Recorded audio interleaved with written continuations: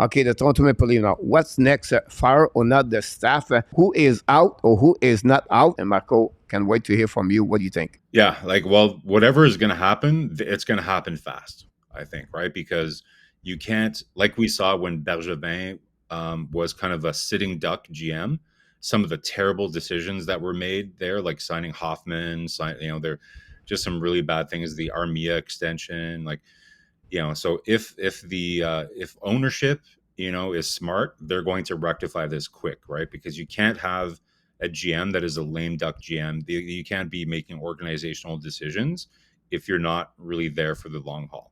I'm sure that this is something that they're dealing with right now. So, my opinion personally is that, the plan itself has kind of run its course, in my opinion. Like, I think, Dubas is going to be a very, very attractive free agent for sure. Like, there's a lot of people already putting him in Pittsburgh. If I'm Dubas, there's no way I'm going anywhere near Pittsburgh. Like, that is a sinking ship. And it doesn't seem like management really wants to, flip Crosby or Malkin. So if they're not letting me trade Malkin or Crosby or, refurbishing that organization, there's no way I'm going near that. Not a chance. To me, Dubas, for sure, I think Keefe is gone. I think that's for sure. I just don't see from an optics perspective if Dubas does decide to stay. Because one thing, Coach, it's not even just about whether the team wants to keep him, but Dubas also has a decision to make here too, right? Like, Right, he's that's the door. I was going to open the door. That's what I was surprised everybody.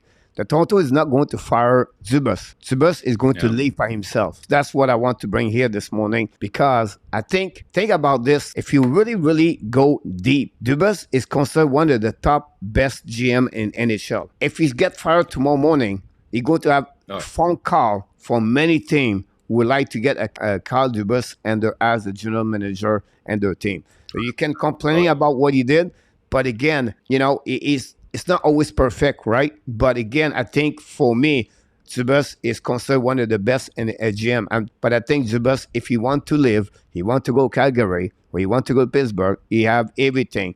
The biggest problem behind that is I don't know, Michael will agree with me, but it's how many years the Toronto want to offer to him. How long he want to give his contract. Is it a 3 years? Is it a 5 years? Is the guarantee or not? Like Pittsburgh can open the money there with 5 years, $5 million.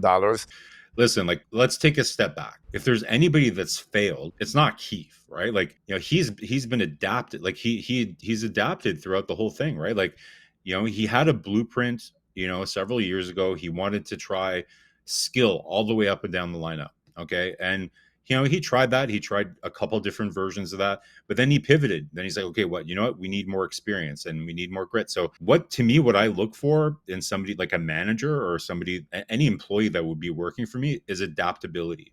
It's nice to have a plan, but you have to look at the data and you have to look at what's happening and adapt to what the reality is. So to me, Dubas has done a tremendous job adapting to that.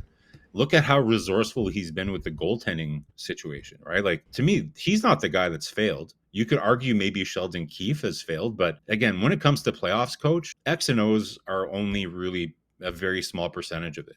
It's the players need to go on the ice and perform.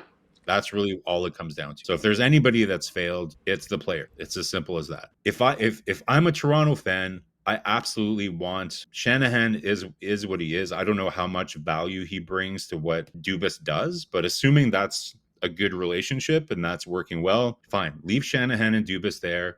You make a coaching adjustment because you need to do something for the market. You need to show them that you're changing something. So management wise, that's if I'm a Leafs fan, it would be great news if Dubas comes back. He is a very resourceful and successful manager. Now let's talk about the players. That was our next step, right, Coach? So the players, this is a very, very eventful summer, right? So you've got Marner and Matthews. Their terms are going to be ending after next year. So they're eligible to start negotiating for a new contract as of July 1st. Marner, I believe, gets no trade protection as of July as well. These are things like that need to get resolved right away. Nylander as well is the same situation as Matthew, right? So I think Marner has 2 years left, but he has the no trade that's kicking in. So it's a very pivotal time. Other than Tavares, he's not going anywhere. He has full protection, no move, not even no trade. He has no move.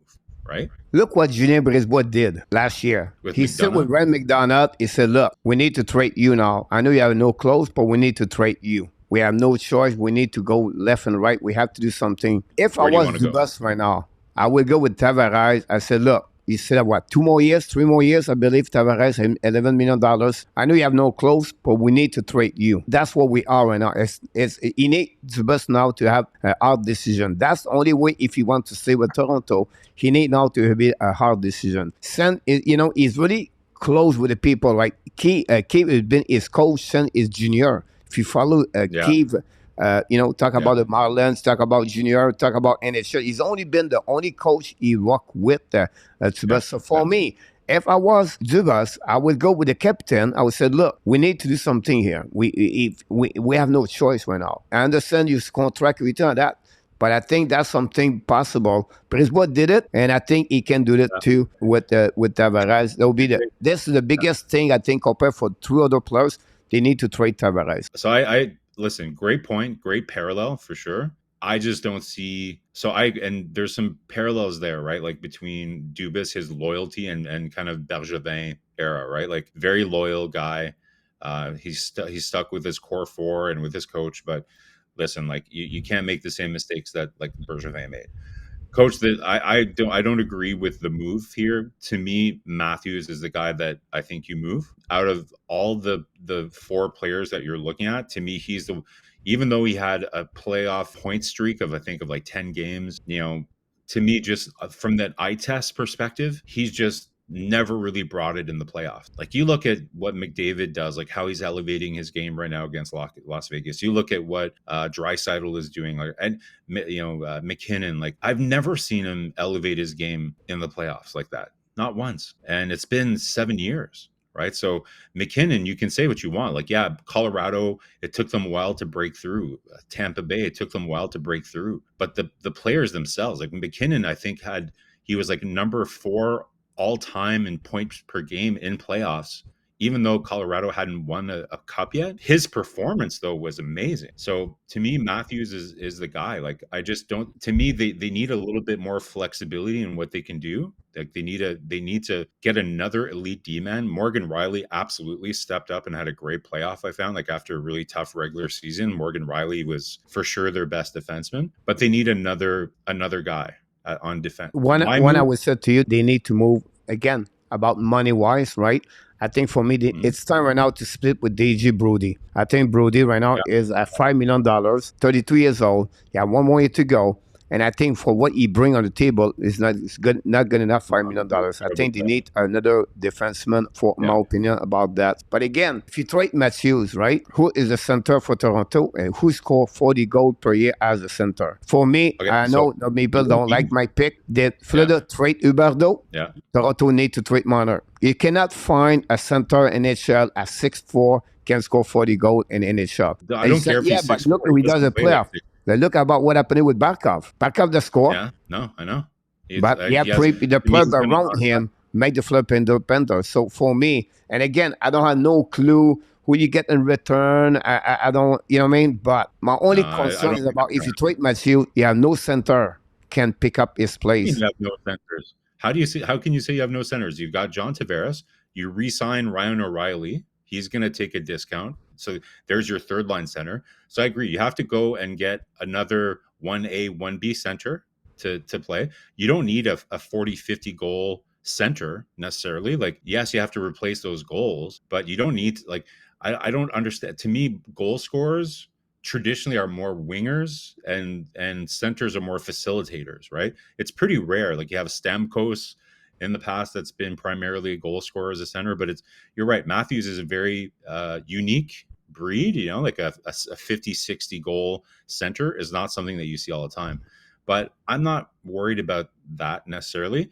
I just want to build, look at the teams that are either leading or have moved on to the next round in the playoffs. They're not top heavy teams, right? Carolina, Florida, Seattle, name the teams, right? Like they're just built to come at you in waves. The Islanders were kind of like the first team in this new wave to be built like that, right? So if I'm Toronto, I want to diversify, not be so top heavy anymore. You move Matthews, so first of all, you're gaining that 11 million. that's coming off, and you can spread that out into getting another center and a defenseman, especially if you move Brody, like you said, and you get somebody else to come in and take those goals. Like you have Matthew Nyes that's coming. He's not going to score 40, 50 goals, but he's going to score 25, 30 goals. You know, you have plenty of goals there. You know, like I think if you go get another winger to replace Matthews scoring, I think they'll be fine. I just think they need to rejig that whole culture. And to me, he's the one guy that just hasn't performed. He just hasn't shown it at all. Marner, again, like he's so critical to that team. Playoffs are very much a different thing. He's probably not going to be as impactful in the playoffs as he is during the regular season. But listen, you're not moving the guy who wears Toronto Maple Leaf pajamas, and you're not going to move the Toronto kid. I just don't think it's going to happen. Yeah, it will be really interesting what he's going to do, but something have to go that direction for sure for the Toronto Maple Leaf for the next couple of weeks. Will be, you know, got with the staff management. We just opened the door talking about the Toronto Maple Leaf. We expect a couple of, it have to be quick because, you know, 6 weeks before the draft coming, so they have to figure out what's going to happen. Is it Shanahan out? Is it Zubas out? Is it Gabe out? And which player is going to do not returning with the Toronto Maple Leafs? Some change have to happening with the Toronto. That was the conversation we have to bring on the table, guys, this morning.